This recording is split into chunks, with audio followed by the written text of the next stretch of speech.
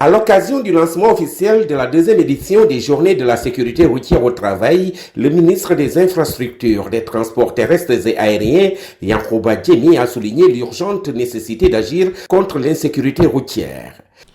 Journée organisée à l'instar de la communauté internationale par la CECA, que je félicite de passage pour cette initiative et aujourd'hui par le comité. Cette initiative s'inscrit dans une dynamique nationale forte où le secteur privé se doit de participer activement à la lutte contre l'insécurité routière. Ce partenariat est un levier essentiel pour l'atteinte des objectifs ambitieux fixés par son Excellence M. Bassirou Diomaye Diakhar Faye, président de la République, qui engage notre gouvernement à renforcer la sécurité des citoyens et à une gestion plus responsable de la mobilité. Les chiffres alarmants relatifs aux accidents de la route en 2024 reflètent une réalité tragique. Plus de 5200 accidents de la route ont été enregistrés, causant ainsi plus de 8500 blessés et près de 700 décès.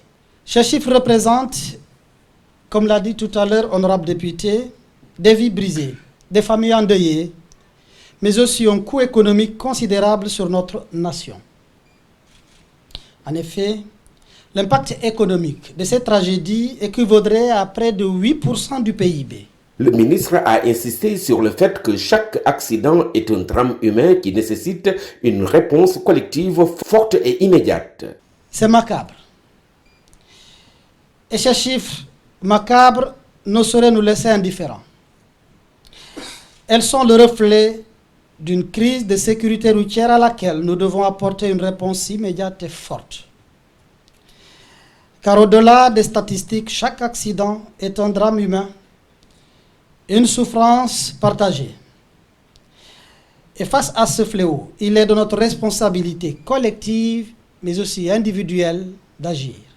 Le thème de cette édition, réduction des addictions, est particulièrement pertinent et représente une opportunité de renforcer l'engagement pour la sécurité routière en milieu professionnel. Le programme inclut des ateliers interactifs et des conférences d'experts visant à sensibiliser et à proposer des solutions pour protéger la vie des travailleurs et des usagers de la route. Savez-vous que 70% des accidents de la route sont liés à des déplacements professionnels, que ce soit des trajets domicile-travail ou encore des déplacements simplement professionnels, et fait de la sécurité des travailleurs une priorité pour chaque entreprise. En organisant des formations de campagne de sensibilisation et des actions de mise en conformité, ces cas contribuent fortement à la réduction des risques que nous venons d'énumérer. C'est le temps de s'arrêter pour l'en féliciter et féliciter également le comité qui aujourd'hui s'est érigé en maître d'œuvre. Le ministre Yankhoba Diémé a également rappelé l'importance de la prise en charge post-accident ainsi que la lutte contre le vandalisme des équipements routiers. Il a appelé toutes les entreprises à adopter une approche proactive en matière de sécurité routière, soulignant que cela relève non seulement d'une obligation légale, mais aussi d'une responsabilité morale et sociale. Le gouvernement, sous l'impulsion du Premier ministre, M. Ousmane Sonko, a pris des mesures fortes pour améliorer la sécurité routière. Dans le cadre de la décennie d'action des Nations Unies pour la sécurité routière 2021-2030, mais également et surtout dans le cadre de la vision Sénégal 2050, dans la partie qui reprend le plan quinquennal 2025-2029. Notre objectif est clair: réduire de 50% le nombre de morts et de blessés sur nos routes d'ici 2030. Un objectif ambitieux eu égard au contexte.